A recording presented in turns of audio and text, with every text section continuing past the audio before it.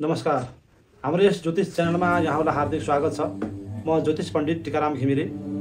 हामीले यस ज्योतिष च्यानल मार्फत विभिन्न किसिमका राशिफलहरू, ज्योतिषसँग सम्बन्धित विभिन्न विषयहरू, वास्तुसँग सम्बन्धित विभिन्न विषयहरू र धर्मसँग सम्बन्धित विषयहरू राख्ने जमर्को गरिरहेका छौँ। यहाँहरूले हेरेर आनन्द लिनुभएको छ भन्ने हामी विश्वास गरेका छौँ। हामीले यससँग सम्बन्धित, ज्योतिषसँग सम्बन्धित, वास्तुसँग सम्बन्धित, धर्मसँग सम्बन्धित कुनै जिज्ञासाहरू छन् भने यहाँहरूले तल दिएको लिङ्क मार्फत अथवा टेलिफोन मार्फत यहाँहरूले सम्पर्क गर्न सक्नुहुनेछ। चिना हेराउनु परेमा वास्तुसँग सम्बन्धित कुनै पनि घर जग्गासँग सम्बन्धित विभिन्न किसिमका समस्याहरू छन् भने यहाँहरू सम्पर्क गर्न सक्नुहुनेछ। हामीले तल टेलिफोन नम्बर दिइरहेका छौँ र हाम्रो च्यानललाई कहाँदेखि हेर्दै हुनुहुन्छ यहाँहरूले सबै सामु पुर्याउनको लागि सेयर गरिदिनु होला, सब्सक्राइब गर्न नबिर्सिनु होला। र तपाईँको एउटा सब्सक्राइबले, एउटा सेयरले अरू धेरैजनाले यसमा लाभ उठाउन सक्नुहुनेछ र कमेन्ट समेत गरिदिनु होला। र हामीले अब ढिला नगरी आजको यस राशिफल प्रस्तुत गर्न गइरहेका छौँ। धनुराशि हुने जातकहरूको लागि यो वर्ष के रहनेछ, कस्तो रहनेछ, अध्ययन अध्यापन कस्तो रहनेछ, क्षेत्र व्यवसाय कस्तो रहनेछ, जागिरमा रहनेहरूको लागि कस्तो रहनेछ, हामीले विशेष चर्चा परिचर्चासित उपस्थित भएका छौँ। यहाँहरूले अन्तिमसम्म हेरेर साथ दिनु होला। यो वर्ष तपाईँहरूको लागि मध्यम खालको मिश्रित खालको फल लिएर आएको छ। यो वर्षमा व्यापार व्यवसायहरूमा सामान्य लाभ रहने देखिन्छ। आफ्नो देशमा रहेर वा विदेशमा रहेर काम गर्ने व्यापार व्यवसाय गर्नेहरूको लागि राम्रो वर्ष राम्रै गएको छ। यो वर्षमा आर्थिक रूपमा राम्रो लगानी गर्ने अवसरहरू पनि प्राप्त भएको छ। नोकरीमा लाग्नेहरूको लागि राम्रो देखिन्छ। मान प्रतिष्ठाहरू प्राप्त हुन सक्ने खालको नयाँ अवसरहरू प्राप्त हुने खालको देखिन्छ। अध्ययन अध्यापनमा लाग्ने विद्यार्थीहरूको लागि राम्रो रहेको छ। यहाँहरूले गरेको मेहनत अनुसारको राम्रो फल प्राप्त हुन सक्ने देखिन्छ। परीक्षाहरूमा पहिला रोकिएर विभिन्न किसिमको समस्या सिर्जना भएको छ भने यो वर्ष राम्रो देखिएको छ। अध्ययन अध्यापनको लागि निकै राम्रो वर्षको रूपमा देखिएको छ।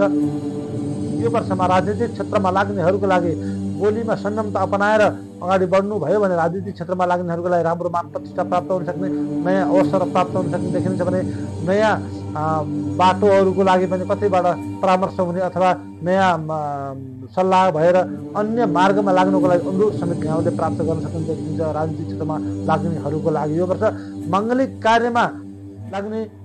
कार्यमा समावेश हुने अवस्थाहरू सृजना हुन सक्छ। प्रेमिकाहरू बिचमा निकै राम्रो सम्बन्ध रहन सक्ने देखिन्छ। यो वर्षभरि आर्थिक रूपमा भने राम्रो लाभ हुने देखिन्छ। बिचमा अल्झिएका कामहरू, रोकिएका कामहरू छ भने यो वर्ष सफल हुने देखिन्छ। दाम्पत्य जीवनमा राम्रो सहयोग प्राप्त हुन सक्नेछ। सन्तानबाट निकै राम्रो सहयोग प्राप्त हुन सक्ने देखिन्छ। चिकित्सा क्षेत्रमा, प्राविधिक क्षेत्रमा निकै राम्रो सफलता प्राप्त हुन सक्नेछ। न्यायको क्षेत्रमा भने थोरै ढिलाइ हुन सक्ने अवस्था देखिन सक्नेछ।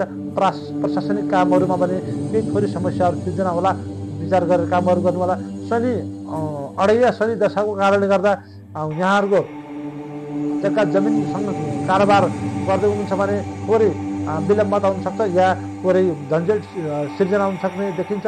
मानसिक रूपमा र भौतिक रूपमा यहाँहरू अलिकति खर्च वृद्धि हुनसक्छ अथवा गाडी घोडाहरूको व्यापार, गाडीहरूको सवारी साधनको व्यापार गर्दै हुनुहुन्छ भने थोरै समस्या सिर्जना हुन सक्छ। न्याय क्षेत्रमा समस्या हुनसक्छ। अलिकति परिश्रम मेहनत बढाएर कामहरू गर्नुभयो भने, अरूको लागि न्यायको लागि केही खटिनुभयो भने निकै राम्रो सफलता प्राप्त हुने देखिन्छ। यो वर्षभरि यहाँहरूले विभिन्न किसिमका लगानीहरू गर्दाखेरिमा आफ्नो मनलाई दृढ बनाएर अरूको लागि खटेर गर्नुभयो भने राम्रो रहनेछ। स्वास्थ्यमा थोरै समस्या हुनसक्छ। नसाथका हाड जोड्नेसँग सम्बन्धित समस्याहरू सिर्जना होला। टाउको दुख्ने समस्या थोरै हुनसक्छ। मानसिक समस्या देखिन सक्छ। अनावश्यक चिन्ता बढ्ने खालको देखिन्छ। यहाँहरूले शनिको पाठ पूजाहरू गरेर काम सुरु गर्नुभयो, शनिको पाठ पूजाहरू गर्नु होला, राम्रो रहन सक्नेछ। पिपलको फेदमा 40 दिनसम्म लगातार माटोको दियोमा तोरीको तेल राखेर बत्ती बालिदिनु भयो भने निकै राम्रो रहनेछ। यो वर्षमा वैशाख महिनामा आर्थिक रूपमा निकै राम्रो रहनेछ। केही सामान्य वादविवाद सिर्जना भए तापनि आर्थिक रूपमा निकै राम्रो लाभ प्राप्त हुन सकिने देखिनेछ। ज्येष्ठ महिनामा खर्च वृद्धि हुन सक्नेछ। यहाँहरूको लागि कतै अनावश्यक खर्च बढाउनु पर्ने हुनसक्छ। आषाढ महिनामा स्वास्थ्यमा थोरै समस्या आउन सक्ने देखिन्छ भने श्रावण महिनामा मनमा उत्साह हुन सक्नेछ, लाभ प्राप्त हुन सक्नेछ, नयाँ अवसर प्राप्त हुन सक्ने देखिन्छ। भाद्र महिनामा कम्पिटिसनमा लागेकाहरूको लागि, प्रतिस्पर्धामा लागेकाहरूको, खेलमा लागेकाहरूका निकै राम्रो विजय प्राप्त हुन सक्ने देखिनेछ। आश्विन महिनामा मान सम्मान प्रतिष्ठा प्राप्त हुन सक्ने धन रुपियाँ पैसाबाट लाभ प्राप्त हुन सक्ने देखिन्छ। कार्तिक महिनामा खर्च वृद्धि हुन सक्छ, कतिपय अपजस प्राप्त हुन सक्ने देखिन्छ। मार्ग मङ्सिर महिनामा निकै राम्रो लाभ प्राप्त हुन सकिन्छ। कम्पिटिसनमा लागेकाहरूका लागि निकै राम्रो, प्रतिस्पर्धामा लागेकाहरू राम्रो, खेलकुदमा लागेकाहरूका लागि निकै राम्रो देखिनेछ। पौष महिनामा यहाँहरूको लागि यात्रामा समस्या सिर्जना होला, झन्झटिलो यात्रा हुनसक्छ, अरूसँग वाद विवाद गर्न पर्ने देखिन सक्छ। भने माघ महिनामा स्वास्थ्यमा समस्या देखिन सक्छ, अनावश्यक रूपमा तनाव बिहोर्न पर्ने अवस्था हुनसक्छ। फाल्गुन महिनामा स्वास्थ्यमा थोरै सुधार हुँदै जानेछ भने मान सम्मान मान्यजनहरूबाट केही लाभ प्राप्त हुन सक्नेछ। उच्च पदस्थ व्यक्तिबाट लाभ प्राप्त हुन सक्ने देखिन्छ।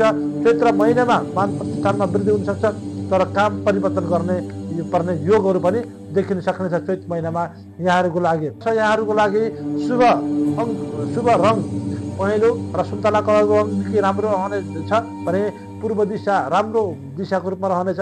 यो वर्षको शुभ दिशाको रूपमा रहनेछ। कुनै कामहरू गर्दा पूर्वतर्फ फर्केर काम गर्नुलाई राम्रो रहनेछ। यो वर्षभरि 3 नम्बर निकै राम्रो रहनेछ। कुनै पनि काम गर्दा अगाडि होस् या पछाडि 3 नम्बर अथवा धेर लामो नम्बर छ भने त्यसलाई जोडेर सिङ्गल नम्बरमा ल्याएर यहाँहरूले काम गर्नुभयो भने 3 नम्बर निकै राम्रो रहनेछ।